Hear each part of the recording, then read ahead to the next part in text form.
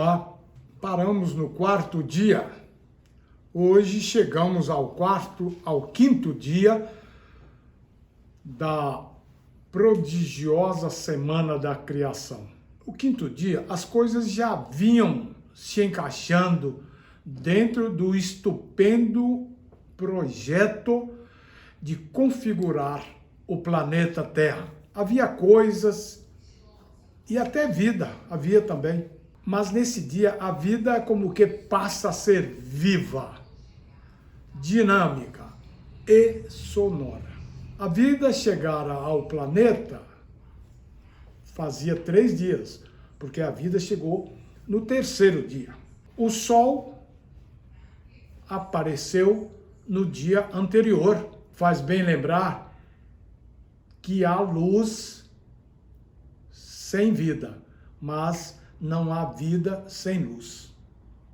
Isso parece óbvio, porém nós adquirimos essa experiência ao longo de anos. E o Criador se antecipou a esse nosso conhecimento. A novidade do quinto dia, portanto, não foi a vida, foi o movimento e foi o som. Deus, então, cria seres capazes de se locomover na água, no solo e também no ar. Ele cria também os répteis, são capazes de andar na água e capazes de andar na terra. Cria pássaros capazes de andar com seus movimentos na terra, no ar, e alguns também na água. Aves como os patos, né, e toda essa família, que nada como um barquinho. E ainda outros pássaros que nadam, caminham, voam e, além de nadar, mergulha longos mergulhos. Aliás, a ave que eu conheço com esse nome, conheço com o nome de mergulhão. Olhamos para isso e vemos coisas tão corriqueiras, mas o fato é que um dia elas não existiam. Se estivéssemos lá, seria tudo muito surpreendente. Porém, a verdade é que quando chegamos, elas já estavam. Como se fosse pouco, Deus colocou som.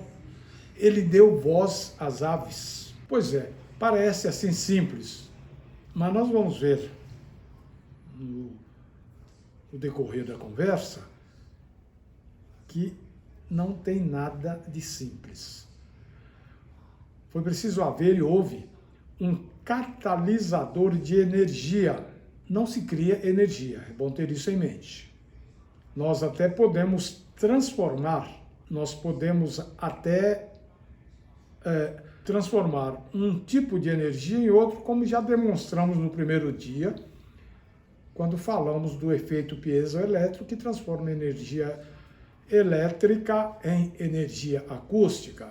No quinto dia, estamos diante de 2 formas de energia. Energia acústica, o som das aves, o cantar das aves, mas agora estamos diante de um problema. A energia acústica ou sonora depende da energia cinética, que é o mesmo que energia mecânica, pois o que produz som é a vibração de um corpo. Essa vibração se continua através das partículas do meio. E como é que vamos fazer? Já dissemos, repetimos, somos capazes de produzir som exatamente vibrando corpos. É o caso, por exemplo, eu estou falando, quem quer que esteja falando, produz som pela vibração das cordas vocais. E então passamos a formatar esses sons, ou melhor, dar forma a esses sons, de tal maneira que eles sejam inteligíveis. Mas para se beneficiar do som, é preciso um outro artifício igualmente engenhoso. Nós somos capazes de produzir som dessa forma, vibrando nossas cordas vocais. Mas que adianta som se não pudermos fazer nada? O que nós encontramos é que o Criador não seria pego de surpresa. Ele então nos equipou de um outro instrumento, um aparelho capaz de captar o som. Esse aparelho é o nosso ouvido. No primeiro dia, falamos do fenômeno piezoelétrico, que possibilita a transformação de um tipo de energia em outro. Esse princípio é a base do radar e do aparelho de ultrassom tão conhecido hoje, né? Toda mulher, quando esteve grávida, fez um exame de ultrassom ou ultrassonografia. Mas não foi o físico, o cientista Pierre Curie que inventou o fenômeno piezoelétrico que capacita, que possibilita a formação da ultrassonografia. Ele, na verdade, encontrou na natureza esse princípio. Onde ele foi encontrá-la? Ele foi encontrar no morcego.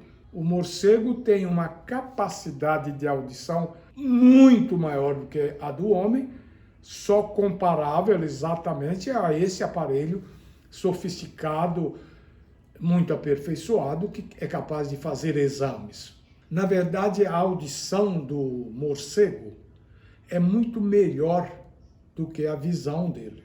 Ele tem vida noturna quando não teria uma visão tão clara. Porém, ele ouve muito bem.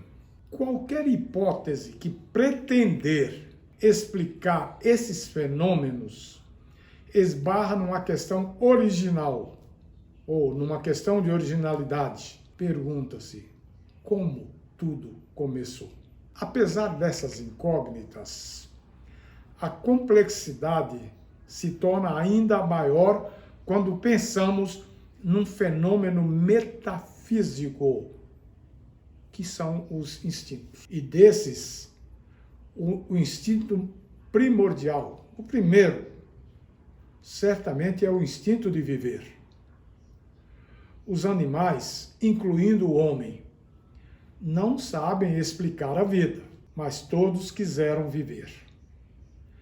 Mesmo hoje, todos querem viver, a menos que a pessoa esteja sofrendo uma doença. De onde ou de quem provém isso? De onde provém, se não de uma criação pessoal e proposital? Percebam, estou procurando mostrar que quando se aprofunda no estudo da ciência, das ciências naturais, é possível, como dizia Immanuel Kant, quanto mais me aprofundo na ciência, mais me aproximo de Deus. Vamos continuar estudando. Estamos no 5º dia, a próxima postagem é sobre o 6º dia. As coisas ficam bem mais complexas e muito mais interessantes. Até lá, um abraço.